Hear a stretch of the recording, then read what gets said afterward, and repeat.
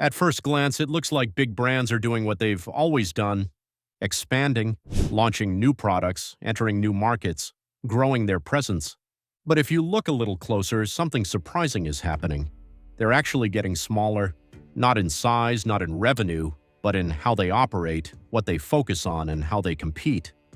And the most interesting part, most people haven't even noticed.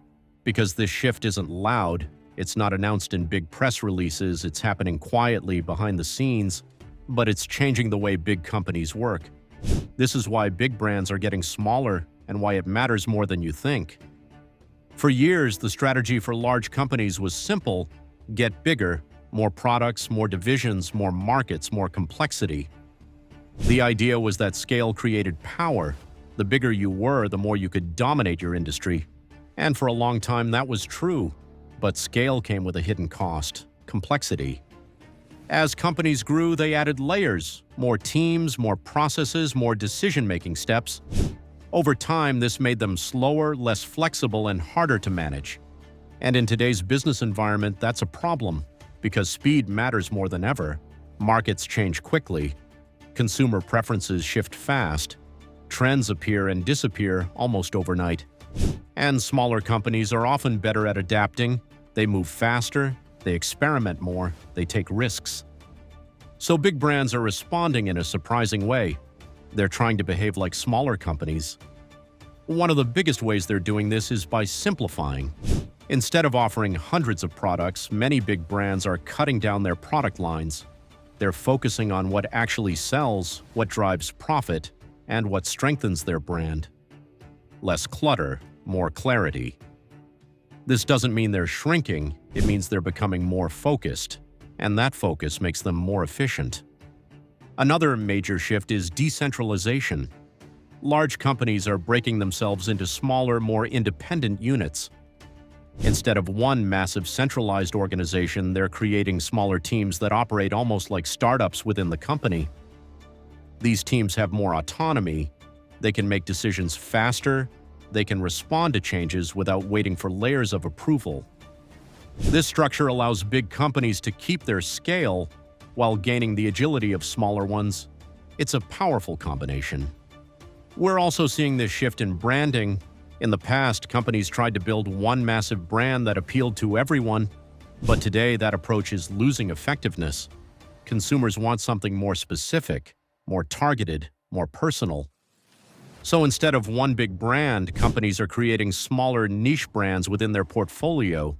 Each one is designed to appeal to a specific audience.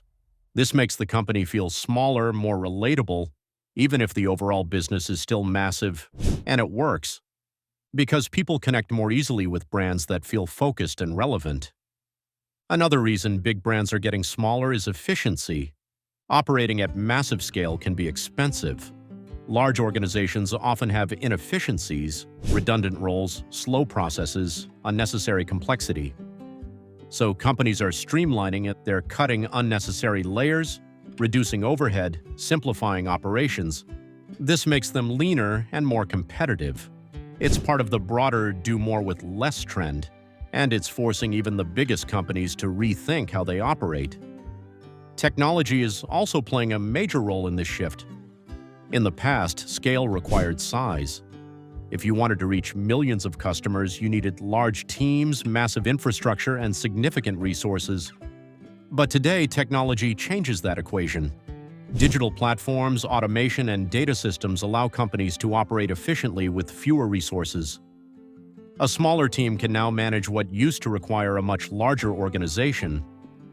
This enables big brands to shrink their operational footprint without losing capability, and that's a big deal. There's also a strategic reason behind this shift. Big companies are realizing that being too large can actually be a disadvantage. It can make them slow, rigid, resistant to change. By becoming smaller in structure and focus, they can move faster, they can test new ideas more easily, enter new markets more quickly, adapt to customer needs more effectively. In other words, they become more competitive, and in today's environment, that matters more than ever. Another interesting aspect of this trend is how companies are approaching growth.